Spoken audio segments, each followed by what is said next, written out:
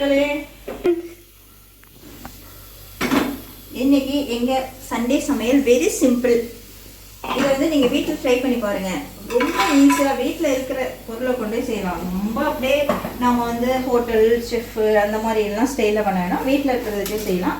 சிம்பிளான சமையல் தான். பாருங்க, என்னன்னா பன்னீர் கிரேவி பன்னீர் வந்து ஃப்ரை பண்ண போறேன். அதனால பாருங்க என்னென்ன எடுத்துக்கணும் அப்படின்னு சொல்கிறேன். ஒன்றும் இல்லை, நாம் வெங்காயம், சின்ன வெங்காயம் ஒரு 10 இல்லை 15, இது வந்து இஞ்சி பூண்டு, அவ்வளோதான். ஃபஸ்ட்டு வந்து இதை வந்து என்ன பண்ணணும், கிரைண்ட் பண்ணிக்கணும். சும்மா ரொம்பலாம் ஜஸ்ட் ஒரு சுற்றிக்கலாம், சரிங்களா?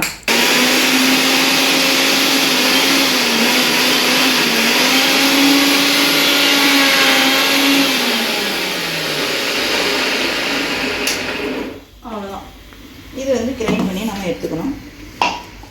வேறு எதுவுமே பண்ண தேவையில்லை, சிம்பிளாக நம்ம வந்து பண்ணலாம். எப்படின்னா, இப்போ என்ன பண்ணோம், அடுப்பில் வந்து ஒரு பேனோ ஒரு வடை சட்டியோ ஏதோ ஒன்று நம்ம வச்சுக்கலாம். வச்சுட்டு இதில் வந்து லைட்டாக எண்ணெய் ஊற்றிக்கணும். இப்போ வந்து என்ன பண்ணணும், ஒரு பேன் வச்சுக்கலாம். இல்லை நீங்கள் வீட்டில் எண்ணெய் வடை சட்டியோ ஏதோ ஒன்று வச்சுட்டு இப்போ என்ன பண்ணோம், நல்லா பேன் வந்து கொஞ்சம் இதானோன்னா எண்ணெய் போட்டுக்கலாம். ஒரு 2 ஸ்பூன் 3 ஸ்பூன் உங்களுடைய இதுக்கு ஹெல்த்துக்கு தகுந்த மாதிரி போட்டுங்க. நான் காடி ஆயில் யூஸ் பண்ணுறேன். நீங்கள் வந்து என்ன காடி ஆயில் யூஸ் பண்ணுறேன், நீங்கள் எந்த ஆயில் வேணாலும் நீங்கள் யூஸ் பண்ணிக்கோங்க உங்களுக்கு.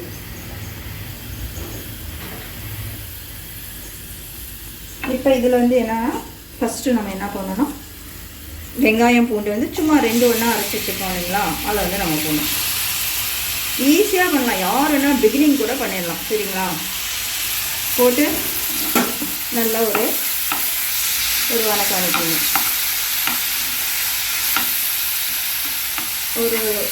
சும்மா ஒரு வணக்கம் அனுப்பிட்டு அப்படியே விட்டுருங்க. அதுக்கப்புறம் இதில் என்னென்ன இப்போ அடுத்ததுன்னா, ஒரே ஒரு தக்காளி, கொஞ்சம் பட்டை, வீட்டில் கிராம்பு, கொஞ்சம் மிளகு, 1 ஸ்பூன் மிளகு, தேங்காய் வந்து சும்மா ஒரே ஒரு 10 தேங்காய், அவ்வளோதான். இதை வந்து நம்ம இப்போ கிரைண்ட் பண்ணிட்டு வந்துடலாம், சரிங்களா? இது வந்து நல்லா இதாகிட்டு வரட்டும்.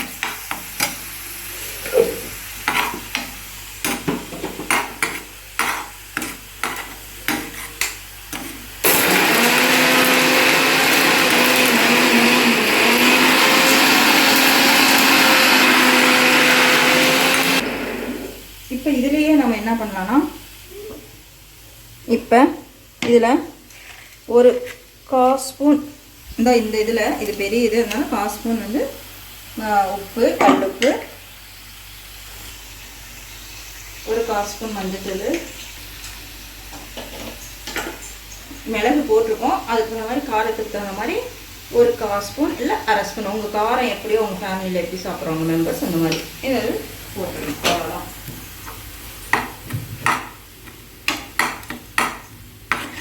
இப்போ நல்லா வந்து இது என்ன பண்ணணும்னா, நல்லா எண்ணெயிலே வந்து இந்த பச்சை இது சுமல் போகிற வரைக்குமே நல்லா இது பண்ணிக்கோங்க, அவ்வளோதான். ஃப்ரை பண்ணிக்கோங்க, ஓகேவா? இது கொஞ்சம் நேரம் அப்படியே இருக்கட்டும், அந்த பச்சை ஸ்மெல். அது வரைக்கும் இதை என்ன பண்ணலாம், பன்னீர் எடுத்துருக்கோம், ஓகேவா? இந்த பன்னீரை, இது வந்து மலாய் பன்னீர், மில்க் மிஸ் மலாய் பன்னீர் காமிக்கிறேன் பாருங்கள். இந்த பன்னீர் தான் நான் யூஸ் பண்ணுறேன். நீங்கள் உங்கள் என்ன சைட்டில் அவைலபிள் ஆகுதோ இந்த பன்னீர் நாங்கள் யூஸ் பண்ணுறோம். மில்க் மிஸ்ட்டு மலாய் பன்னீர் இதை தான் நாங்கள் யூஸ் பண்ணுறோம். நான் இப்போ கொஞ்சம் தான் எடுத்துருக்கேன் ஃப்ரையிங்காக. ஏன்னா நாங்கள் 2 பேர் வச்சுருந்தோம். ஓகேவா? இதை என்ன பண்ணுங்கள், இந்த பன்னீரை நான் வந்து பண்ணுறதுனால அந்த ஜில்னஸ் போடுறதுக்காக என்ன பண்ணுறோம், நம்ம ஃப்ரிட்ஜில் வச்சதுனால ஜில்னஸ் போடுறதுக்காக என்ன பண்ணுறோன்னா, இது நல்லா நம்ம சும்மா வாஷ் பண்ணிவிட்டு இதில் ஆட் பண்ணிக்கிறோம், சரிங்களா? இந்த எண்ணெயிலையும் இந்த மசாலாலையும் இது வந்து நல்லா ஒரு 2 செகண்ட் ஓகே. இது வந்து நல்லா கொஞ்சம் ஃப்ரை ஆகும், அவ்வளோதான்.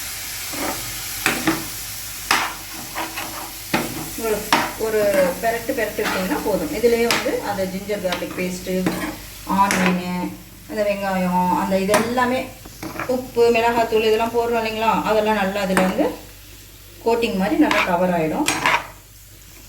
ஓகேங்களா? இப்போ நாம் என்ன பண்ணுவோம், ஒரு 5 நிமிஷம் அப்படியே அது அப்படியே இதாகிட்டு இருக்கோம். சும்மா ஒரு ஜஸ்ட் இது அதுக்குள்ளார இது கொஞ்சம் அரைச்சி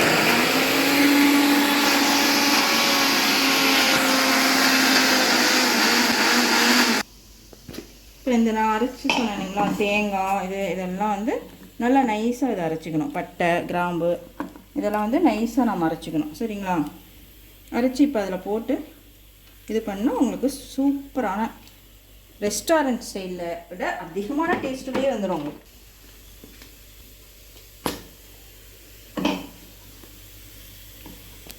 நல்லா பேஸ்ட்டாக அரைக்கணும், நைஸ் பேஸ்ட்டாக அரைக்கணும். இது கொஞ்சம் திப்பியாக இருக்குது, இன்னொரு டைம் அரைச்சிக்கலாம் நம்ம. சரிங்களா?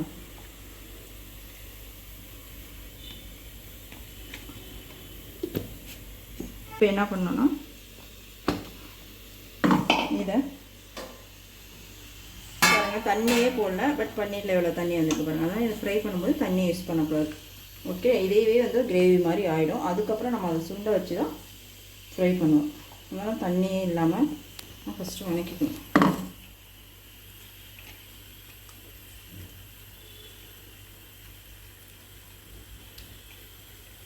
ஓகேங்களா? அவ்வளோதான். இது வந்து இதில் இருக்கிற இது வேஸ்ட் பண்ண வேண்டாம். நம்ம இதில் கொஞ்சம் தண்ணி போட்டு இது வந்து என்ன பண்ணுறோம்னாங்க, இந்த மிக்ஸி இது பண்ணுறோம் இல்லைங்களா, வாஷ் பண்ணுறோம் இல்லைங்களா, அந்த வாட்டரே வந்து வேஸ்ட் பண்ணாமல், ஏன்னா இதில் எல்லாமே மசாலா இருக்கிறதுனால வேஸ்ட் பண்ண வேண்டாம். அது அப்படியே என்ன பண்ணலாம், நம்ம இதில் ஊற்றிடலாம். ஒன்றும் ஆகாது. ஊற்றிட்டு இப்போ ஹையில் வச்சிடலாம் ஃப்ளேம். சரிங்களா? ஹையில் வச்சுட்டா கொஞ்ச நேரத்தில் உங்களுக்கு பன்னீர் வந்து நல்லா இதாகிடும்.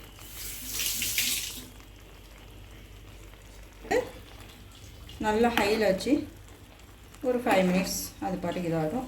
இந்த பக்கம் வந்து சிம்பிளாக இன்றைக்கி சண்டேங்கிறதுனால ரசம் வச்சுருக்கேன். பருப்பு ரசம் ஆஸ் யூசுவல் உங்களுக்கு எல்லாத்துக்கும் தெரிஞ்சது தான். பருப்பு ரசம் வச்சுருக்கேன். இதை எடுத்து இதில் மாற்றிக்கலாம்.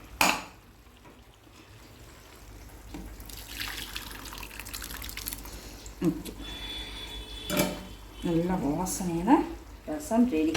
ரசம் வந்து ரொம்ப இதாகக்கூடாது.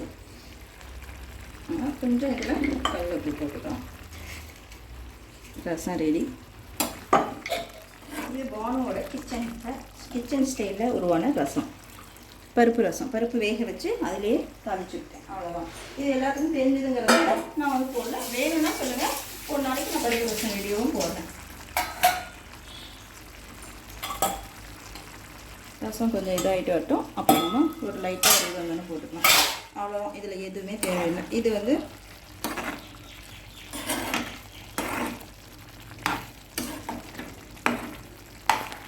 டேஸ்ட் பண்ணி பார்த்துட்டு உப்பு மட்டும் வேணாம், வேறு காரம்லாம் கரெக்டாக இருக்கும். இது வந்து நல்லா கிரேவி சுண்டி வரும். இப்போ லாஸ்ட்டாக நம்ம கொத்தமல்லி தழை, கருவேப்பிலை, ரசத்துக்கு கருவேப்பிலையும் கொத்தமல்லி தழை ஏற்கனவே கருவேப்பிலை லாஸ்ட்டாக போடும்போது அதோட ஹெல்த்துக்கும் நல்லது, ஃப்ளேவர் இறங்கினா டேஸ்ட்டும் நல்லாயிருக்கும். அதனால் கொத்தமல்லி தழையும் இது கொத்தமல்லி தழை மிதுக்கும், பன்னீர் கிரேவிக்கும், கருவேப்பிலை வந்து ரசத்துக்கும் போட்டுக்கலாம். இன்றைக்கி என்ன சமையலுங்கிறது உங்களுக்கு நான் காட்டுறேன் பாருங்கள். என் வீட்டில் ஒரு சண்டே சிம்பிள். அப்புறம் இன்றைக்கி முக்கியமான ஒரு டிப்ஸ் சொல்ல போகிறேன் உங்களுக்கு. இதனால் நீங்கள் எல்லாருக்குமே தெரியுமா தெரியாது, மேக்ஸிமம் தெரியுமா தெரியாதான்னு தெரியல, தெரியாதுன்னு நினைக்கிறேன். ஒரு ஸ்நாக்ஸுக்கான ட்ரிப்பு தான், ரொம்பலாம் அது இல்லை, எல்லாத்துக்கும் தெரியும்னு தெரியாது. இங்கே பாருங்கள், இது வந்து வெள்ளரிக்காய் நான் சாப்பிட்றதுக்காக வச்சுருந்தேன். 11 o'clock சாப்பிட லேட் ஆகிடுச்சு. இன்றைக்கி சண்டேங்கிறத ரெகுலராக சாப்பிடுவேன். இது வந்து இந்த வெள்ளரிக்காய்க்கு இது ஒரு ஸ்நாக்ஸ் மாதிரி ஐட்டம் தான். இது வந்து ஒரு டிப் பண்ணி சாப்பிட்றது. எப்படி நாம் வந்து மாங்காய்க்கு வந்து என்ன சொல்கிறோம், அந்த மிளகாத்தூள் உப்பு தொட்டு சாப்பிட்றோம்ல, அது வந்து ஹெல்த்திக்கு வந்து சரியில்லை, ஹெல்த்தியாக இல்லை அது அப்படின்னு சொல்கிறோம். ஆனால் இது வந்து ஹெல்த்தி, ப்ரோட்டீன் இருக்குது இதில். ப்ளஸ் உங்களுக்கு காரத்துக்கு மிளகு இருக்கிறதுனால உங்களுக்கு வந்து சளி பிடிக்காது. இப்போ வெள்ளரிக்காய் சாப்பிட்டா சில பேருக்கு சளி பிடிக்கும்பாங்க, அந்த சளி பிடிக்காது. லைட்டாக கொஞ்சம் உப்பு, இது எதுவுமே இல்லை. ப்ரோட்டீன் என்னன்னு சொன்னேன்னா, என்ன ப்ரோட்டீன்னா இது வந்து என்னென்னா பொட்டுக்கடலையை அரைச்சிக்கணும். அரைச்சி ஒரு பவுடர் காமிக்கிறேன் பாருங்கள். அரைச்சிக்கணும். நீங்கள் ஃபுல்லாக நம்ம அரைச்சி வைக்கக்கூடாது. இப்போ 1 வீக் சாப்பிட்றோம், இல்லை ஒரு 2 days சாப்பிட்றோம், ஒரு 11 o'clock ஏன்னா மேக்ஸிமம் பார்த்தீங்கன்னா வெயில் நேரத்தில் தான் வெள்ளரிக்காய் சாப்பிடணும், ஈவினிங் டைம் சாப்பிடக்கூடாது. இந்த மாதிரி பொட்டுக்கடலை, வெறும் பொட்டுக்கடலை தான், வேறு எதுவுமே கிடையாது. இது வந்து பொட்டுக்கடலையை அரைச்சி நான் வந்து இது வச்சுருக்கேன். இந்த மாதிரி இன்னொரு டிப்ஸ் என்னென்னா, பொட்டுக்கடலை வாங்கும்போது இந்த மாதிரி முழு பொட்டுக்கடலையே வாங்க. இதில் தான் உள்ளார வந்து ப்ரோட்டீன்ஸ் நிறைஞ்சிருக்கும். அதை தான் நான் கொஞ்சம் எடுத்து அரைச்சி இப்படி வச்சுருக்கேன். அதுக்கப்புறம் இந்த பொட்டுக்கடலையை அரைச்சிட்டு மிளகு அதை வந்து அதில் கொஞ்சம் ஒரு பொட்டுக்கடலை போட்டு அரைச்சி வச்சிங்கன்னா மிளகுத்தூள், வீட்டில் மிளகுத்தூள் இருந்தால் மிளகுத்தூள்லே மிளகு வந்து அரைச்சி வச்சுருப்பீங்க கண்டிப்பாக. அது வந்து லைட்டாக கொஞ்சம் சால்ட்டு போட்டு இது பண்ணி சாப்பிட்டிங்கன்னா தொட்டு இப்படி தான் இதை வந்து எப்படி சாப்பிட்ணும், இப்படி லைட்டாக கட் பண்ணி வச்சுட்டு இப்படி எடுத்து சாப்பிடணும். சாப்பிடும்போது டேஸ்ட் வைஸ் நல்லாயிருக்கும், ப்ளஸ் ஹெல்தி. இது வந்து ஒரு டிப்ஸாக சொல்கிறேன், நோட் பண்ணிக்கோங்க. இருக்குன்னு நினைக்கிறேன் எதனால் நான் சொன்னேன்னு சொல்லி. இது வந்து எல்லோரும் ஃபாலோ பண்ணுங்கள். யாருக்குமே வந்து சளி கோல்டாக இருக்குது, நான் வந்து வெள்ளரிக்காய் யூஸ் பண்ணுறதில்ல, எனக்கு வந்து நான் வந்து என்ன சொல்கிறது, அந்த மிளகாத்தூளும் உப்பு இதெல்லாம் சேர்த்து வேண்டாம், மிளகாத்தூள் அவாய்ட் பண்ணுங்கள். ஏன்னா அல்சர் பேஷண்ட் நம்ம சாப்பிட்றது எதுக்கு, ஹெல்த்துக்காக தான் சாப்பிட்றோம். ஹெல்த்தியாக அந்த ப்ரோட்டீன் வந்து ரொம்ப இந்த மாதிரி முழு கல்லை வாங்கிக்கிங்க. நான் காமிச்சேன் இல்லைங்களா, அது மாதிரி முழு கல்லை வாங்கிக்கிங்க. வாங்கி பொட்டுக்கடலை வாங்கி அரைச்சி 1 வீக்குக்கு அரைச்சி வச்சுங்க. அதுலேயே நீங்கள் மிளகு உப்பு கூட அரைக்கலாம். பட் இருந்தாலும் நம்ம பொட்டுக்கடலை வேறு எதுக்கும் ஏதாவது சப்போஸ் யூஸ் பண்ண முடியலனாலும் யூஸ் பண்ணிக்கலாம். மிளகும் அதே மாதிரி தனியாக அரைச்சி வச்சிங்க, உப்பு அதோட ஆட் பண்ணி இந்த மாதிரி சாப்பிடுங்க.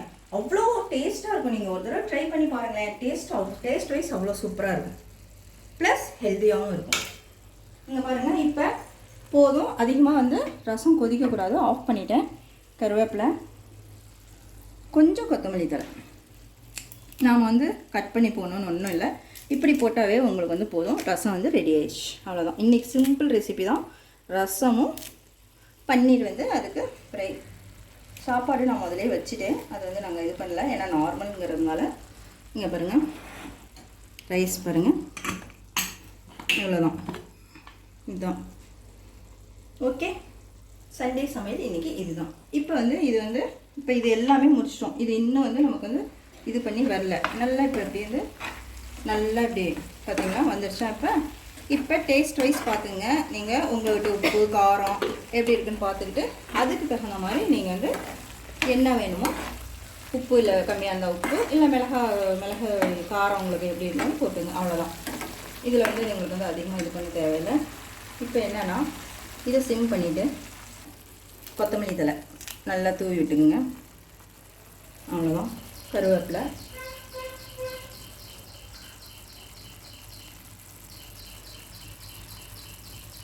இப்போ வந்து எங்கள் வீட்டில் என்னென்னா ரசம் ப்ளஸ் பன்னீர், அவ்வளோதான். 2 செகண்ட், அவ்வளோதான். இன்றைக்கி சமையல் சிம்பிள் சமையல் தாங்க, ரொம்ப ஹெவியான சமையல்லாம் கிடையாது, சிம்பிள் சமையல். ஞாபகமாக இதை மறந்துடாதீங்க. இதை வந்து ஹெல்த்தியாக சாப்பிடுங்க. ஒன்றுமே இப்போ வின்டர் சீசன் ஸ்டார்ட் ஆகிடுச்சு, நாம் எப்படிலாம் சாப்பிட்றது அப்படின்லாம் யோசிக்காதீங்க. ஒரு அரை வெள்ளரிக்காய், ஒரு வெள்ளரிக்காய் கட் பண்ணி இந்த மாதிரி பொடி ரெடி பண்ணிக்கோங்க. தேயிலைனா திரும்பவும் கேளுங்க, யாருக்காவது டவுட் இருந்தால் நான் செஞ்சு கூட ஒரு நாளைக்கு காட்டுறேன் எப்படி அந்த பொடி வந்து ரெடி பண்ணுறதுன்னு சொல்லுது. நான் உங்களுக்கு ப்ராக்டிக்கலாக செஞ்சே காமிக்கிறேன். உங்களுக்கு அது வீடியோ வேணும்னா கமெண்ட் செக்ஷனில் கமெண்ட் பண்ணுங்கள், நான் போட்டு காமிக்கிறேன். இதை வந்து அவ்வளோதாங்க, ஃபினிஷ் ஆகிடுச்சு. இதில் உங்களுக்கு கீ வேணும்னா கீ ஆட் பண்ணிக்கலாம், இல்லை நான் இன்னும் வந்து ஆயில் வேணும், நான் வந்து அவ்வளோதான், இதில் எதுவே போடல. இதை வந்து அப்படியே அவ்வளோதான் ஆஃப் பண்ணிட்டேன். இப்போ வந்து என்ன பண்ணால் இது அப்படியே இருந்து ஒரு 2 செகண்ட்ஸோ 3 மினிட்ஸோ கழிச்சு நீங்கள் சாப்பிடும்போது சாப்பாடோட பெனஞ்சி சாப்பிட்ணுன்னு ஆசைப்படுறவங்களும் லைட்டாக பெனஞ்சி சாப்பிட்டா பாருங்கள், பெனஞ்சி சாப்பிடலாம். இல்லை நான் வந்து ரசத்துக்கு இதை வந்து தொட்டு சாப்பிட்றதுனாலும் சாப்பிடலாம். எப்படி இருந்தாலும் டேஸ்ட் வைஸும் ஹெல்த் வைஸும் நல்லாயிருக்கும். வீட்டில் நமக்கு அந்த எந்த மசாலா பொருளும் வீட்டில் இருக்கிறது ஹெல்த்தியாக, ஈஸியாக, சிம்பிள் அண்ட் டேஸ்டியாக இருக்கும் சாப்பிடுங்க. உங்களுக்கு இந்த வீடியோ பிடிச்சிருந்தா லைக் பண்ணுங்கள், சப்ஸ்கிரைப் பண்ணுங்கள். பாய்.